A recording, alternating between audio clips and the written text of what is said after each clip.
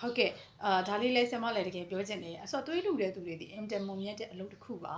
ဒါတည်သူတို့ရတော့ရခဲ့အခွင့်အရေးကျမတို့ဆိုအဲ့ဒီခွင့်ရေးမရအောင်အဲ့ဒီရည်ချင်းမရှိဘူးသူများဟိုသွေးလူနိုင်တဲ့ရည်ချင်းမရှိဘူးကျမမှာ why ကျမမှာ hemoglobin လည်းနေတယ်ဒီသွေးပေါင်ကလည်းကျတတ်တယ်2ရက်လောက်အေးပြင်လူကဒေါင်းနေပြီ90 60လောက်ပဲရှိတယ်ဆိုတော့အရည်ချင်းမပြည့်မီတဲ့အတွက်ဆရာမအဲ့ဒီအလုပ်ကိုမလုံးနိုင်တဲ့အတွက်လုံးနိုင်တဲ့သူတွေကိုဆရာမတကယ်ဂုဏ်ယူပါတယ်သွေးလူတဲ့သူတွေကကျမကြီးရလေသူကခေါင်းချိုးတွေရှိရပေါ့ခန္ဓာကိုယ်ကသွေးတွေကိုသူများကိုလှူလိုက်တယ်မျှဝေပေးလိုက်တယ်သွေးတစ်တွေလောင်းတယ်သွေးတွေအသစ်တစ်ပံဖြစ်ပေါ်တယ်အဲ့ဒီတော့ကျမတို့နှလုံးရဲ့ကျန်းမာရေးပေါ့နော် heart နော်တော်နေဘယ်နှလုံးလဲလို့ပြောမှာဆိုလို့အဲ့ဒီကိုယ့်ရဲ့သွေးလက်ပတ်မှုနှလုံးခုန်နှုံးနေလေပိုကောင်းတဲ့အတွက်နှလုံးကျန်းမာရေးအတွက်ကောင်းတယ်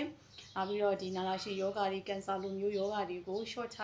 ပြီးသားဖြစ်တယ်ပေါ့နော်အထောက်အပံ့ဖြစ်တယ်ပေါ့ပြီးတော့စိတ်ပိုင်းဆိုင်ရာအနေနဲ့ကြတော့လေသူကလွတ်ပြူလာတယ်ဘာလို့လဲဆိုတော့ကိုတီသူများကိုအသက်ပေးလိုက်တာကိုကြောင့်ဟောကိုဝင်တဲ့တယောက်တာဖားဖို့သွားဖွားတဲ့အချိန်မှာသွေးလွန်သွားတဲ့ခါသွေးသွင်းပေးရတဲ့ခါသူကြောင့်ငါကြောင့်ကလေးရောမိခင်ရောကျမသွားတယ်ဒီလိုပေါ့တချို့ accident ဖြစ်တဲ့ခေါင်းမှာထိခိုက်ဒဏ်ရာရတယ်သွေးထွက်တွေလွန်နေအဲ့ခါမှာကိုကအရေးပေါ်သွားလှူတယ်အရန်မုံမြတ်တယ်နော်အဲ့ဒီ PT ကိုလည်းစားရတဲ့အတွက်စိတ်ကလည်းနုပြူလန်းဆန်းလာစေတယ်ကောင်းကျိုးတွေကအများကြီးပဲနော်ကိုယ့်ရဲ့အသွေးအသားကိုလှူရတာကွယ်အရင်မုံမြတ်တာပေါ့ကျမတို့ပါရမီ10ပါးထဲမှာလည်းပါတယ်ထင်ပါတယ်ဒါနဥပပါရမီပေါ့နော်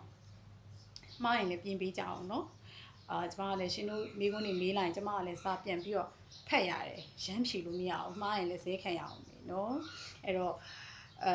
သွေးလူတဲ့ခါဆောင်ရန်လေးတွေသိစေကြပါတယ်ကိုဒီသွေးလူတော့မယ်ဆိုရင်ကိုယ့်ဘက်ကရေဝအောင်တောက်ထားပြီးအာဟာရပြည့်ဝအောင်စားထားအေးဝအောင်အိတ်ဒါမှသူများကိုလှူတဲ့ခါကိုကနော်ပြန်ပြီးတော့လန်းလန်းဆန်းဆန်းနဲ့ကြံခဲ့မှာကိုသွေးကထုတ်ထားတာလေပုံမှန်ရှိတဲ့ပမာဏထက်ထုတ်ထားတာဆိုတော့လူကသွေးလူပြီးလို့ရှိရင်လုံးနာတွေ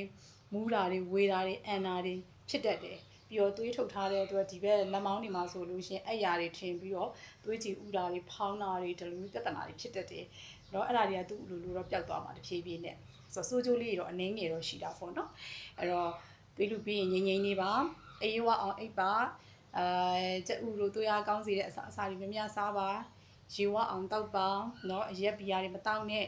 သွေးလူပီဇာ2ရက်3ရက်အတွင်းမှာ exercise လုပ်တာတွေမလုပ်နဲ့လေ့ကျင့်ခန်းလုပ်တာတွေမလုပ်နဲ့ဒါတွေဆင်ကျင်လိုက်ရင်ကျမတို့သူ့လူသွေးရတဖြည်းဖြည်းနဲ့ပြန်ပြီးတော့ပြည့်လာမှာပေါ့နော်သွေးလူတဲ့အခါကျတော့ကျမတို့စက်တိုက်မလူစေချင်ပါဘူးအနည်းဆုံး2လ3လလောက်ချရင်ပိုကောင်းပါတယ်နော်